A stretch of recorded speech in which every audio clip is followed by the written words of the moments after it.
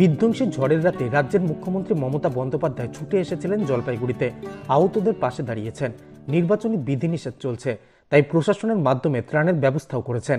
অথচ রবিবার প্রধানমন্ত্রী ধূপগুড়িতে এসে শুধু সমবেদনা জানানো ছাড়া আর কিছুই করলেন না। সোমবার জলপাইগুড়ি জেলা তৃণমূল কংগ্রেস কার্যালয়ে সাংবাদিক বৈঠকে এমনটাই বললেন জেলা তৃণমূল সভানেত্রী মহুয়া গোপ। তিনি বলেন, সাধারণ মানুষের কথা দেশের প্রধানমন্ত্রী চিন্তা করেন না।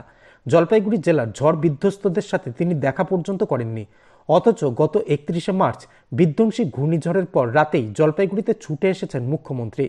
তৃণমূল কংগ্রেসের পক্ষ থেকেও সবসময় যোগাযোগ রাখা হয়েছে দুর্গতদের সাথে। তাদের পাশে দাঁড়িয়েছেন সকলেই। নির্বাচনী জনসভায় প্রধানমন্ত্রীর কাছে গুরুত্বপূর্ণ বিষয়। রাজ্য সরকার নির্বাচন কমিশনের কাছে ঝড়ের দুর্গতদের বাড়ি বানিয়ে দেওয়ার অনুমতি চাইলেও এখনও সেখান থেকে কোনো সদুত্তর পাওয়া যায়নি বলেও আক্ষেপ করেন জেলা তৃণমূল সভানেত্রী মহুয়া গোপ। যে তার সাথে প্রধানমন্ত্রী তাদের সাথে একটা কথা বলতে পর্যন্ত প্রধানমন্ত্রী পারেননি, আর রাত্রিবেলায় আমাদের রাজ্যের মুখ্যমন্ত্রী সেই রাতেই ছুটে আসেন, তাদের পাশে থাকেন, তাদের এলাকা পরিদর্শন করে। তো পার্থক্য এখানে। তার সাথে সাথে যেই কথা বলার সবচেয়ে আপনারা শুনেছেন, মাননীয় মুখ্যমন্ত্রী শুধু এখানে 4-5 দিন থেকে এই খোঁজখবরই শুধু নেননি, তার পাশাপাশি জলপাইগুড়ির সভা থেকেও তিনি বলেছিলেন, এবং যেটা বারবার যে এই মুহূর্তে ওখানে নতুন করে সবকিছু তৈরি করা দরকার।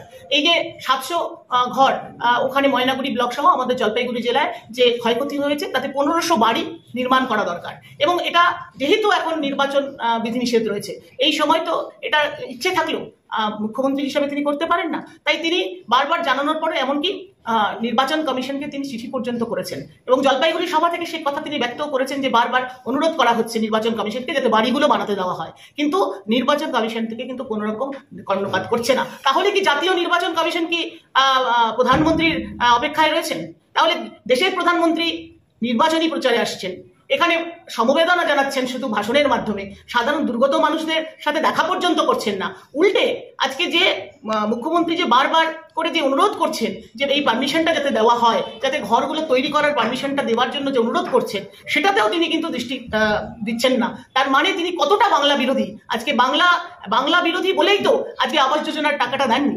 আজকে সেই বাড়িগুলো যদি তৈরি হতো তাহলে তো এতটা ক্ষয়ক্ষতি হতো না, এত মানুষের বাড়ি ভেঙে যেত না ঝড়ে। সে তেমনি করে আবারও দেখা যাচ্ছে এই মুহূর্তে যদি যেটা মাননীয় মুখ্যমন্ত্রী যে বারবার যে আবেদন করছেন যে বাড়িগুলো তৈরি করে দিতে হবে, কারণ এখন তো ঝড় বাদলের দিন, মাঝে মাঝেই ঝড় আসবে, বৃষ্টি আসবে, সেই মানুষগুলোর মাথায় কোনো ছাদ নেই।